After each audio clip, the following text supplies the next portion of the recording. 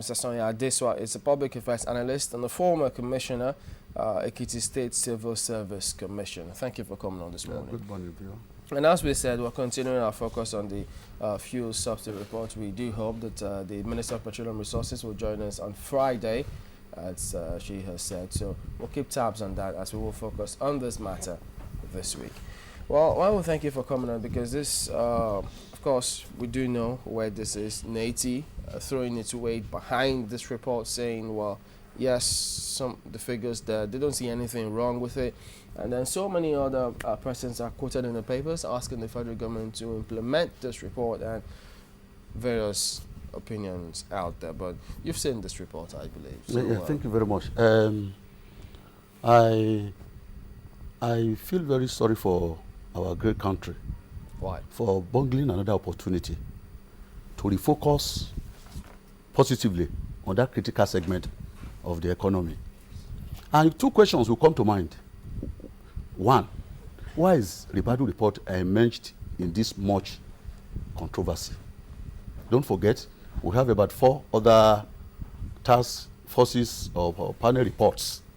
The Dr. Suleiman report, there's Haik Mukwede's report, there's Idika Kalu's report, there's even the Lawan Farouk report set up by the House of Representatives. Why is this one particularly? I mentioned this controversy. That's one. Number two, why was this report leaked to the Reuters? Why?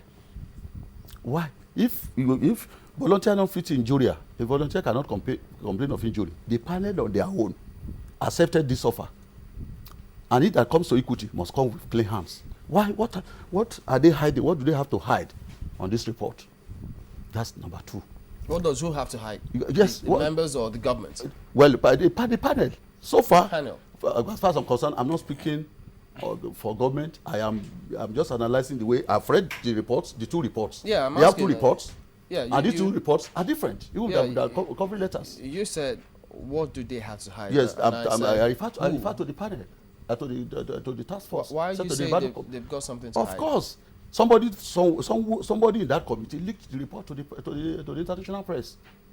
With intention to hide something? To hide something, yeah, for reasons best known to them. So And purposely for clandestine reasons. I mean, if you mean well for this country, we have reputable media, electronic and print organizations in this country that should be the very first to know about this report. Wait, when you say something was leaked to the public, do you leak a document to hide something or to open it up just so that it will not be hidden? That was before the report was formally presented to Mr. President. That was when the report was leaked. I'm sure you are aware of this. That was almost 2 weeks before the report was formally presented. Because I thought when you tried to leak a report and you finally presented to the president, you're trying to stop a situation whereby it will be tainted with, so that people know that it's already in the public domain and this is the report just before you. No, that is not. This is the report. The cover letter is different from the one submitted to the Mr. President. So if they don't have anything to hide, why? Let's take away the covering letter. You can verify all these ones too. Let's not the verification terms of. Leave the covering letter. Okay.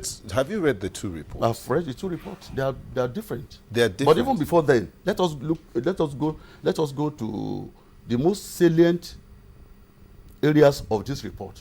Number one, we have terms of reference. If you go to page 6 of the report, of this report that was presented to Mr. President, you will see that the terms of reference are very explicit and clear. The number one point of reference there is that the task force should work with consultants and experts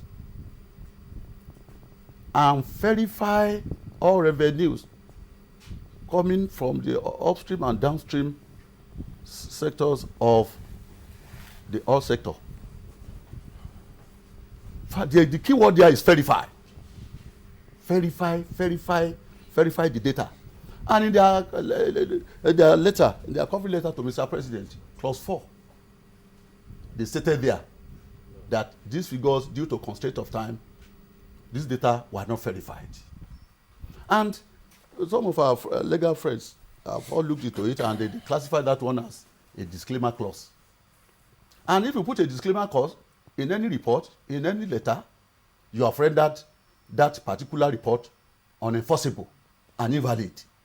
And if that is the one part of the, that's even in that elementary part. If you go to the page 30 of the same report, you will see it in various forms. Very clear there too. The various constraints that they discovered, that they presented to Mr. President, and these are very, very critical to the credibility of the report itself. For instance, the Nigerian liquefied gas cashed on one of them. They were not, as a major stakeholder in the gas industry, they were not invited to give accounts, to submit memorandum there. And from that perspective, and so many of them like that, so many some other organizations have also come up to reject this report. Then what is the problem with the report? I think the problem is Ribadu politicizes everything, every assignment given to him, and even the way he managed even members of the committee. How did he manage them? Also says volume. Look at position of Oronsaye and COT. Oronsaye is a peerless and astute bureaucrat. You've known him for that long? Of course, somebody who rose as far as becoming the head of service and of the federation. Yes. It means that. Oronsaye. Yeah. So you said he's a first class accountant, and he worked. Of course, I've gone through his CV. I've read so much about virtually all of them. All the members of Isn't that why we should be concerned that someone you say is a fantastic accountant wasn't even part of that particular, should I say, committee? Because that is one of the disclaimer clauses that are here. By him coming up and declare that he's not in support of this report. Because he wasn't part of it, and Ribadu said it. He was. No, he did before the president, right? No, we'll show you that again. Before the president, Ribadu said Mr. Steve Oronsaye was never at any point in time part of that committee. No, that's what they said. They said he was not present in many of the meetings. So if you were present, if you weren't present, no, swearing in is different from the actual work, yes. Isn't it? I am not standing in for Oronsaye. But we understand you're not standing. I'm sorry to butt in. We understand you're not standing in from him. After all, you're not from you weren't sent from him. But again, if you're not part of a meeting or of a committee actual work, you only came for the swearing in. It's just like should I say maybe a convocation or maybe a kind of ceremony, and at the end of the day, you weren't part and parcel of it. Can we then say you know what the document entails, and can you also forge that document? No, that is not it. He did not attend all the meetings. Not that he did not attend, not all the meetings. Not that he did not attend at all. He attended. Meaning he wouldn't. And if he didn't attend, how would he have had access to critical elements of the report? If he didn't attend all the meetings, it then means that he can't actually have all the facts.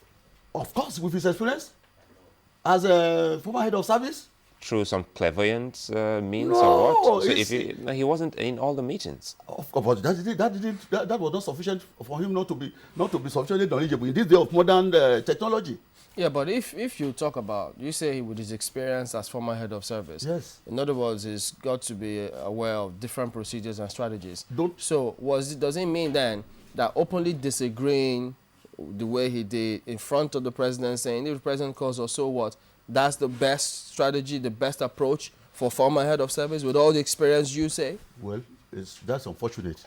Ribadu must have, the antics of Ribadu must have led him to that.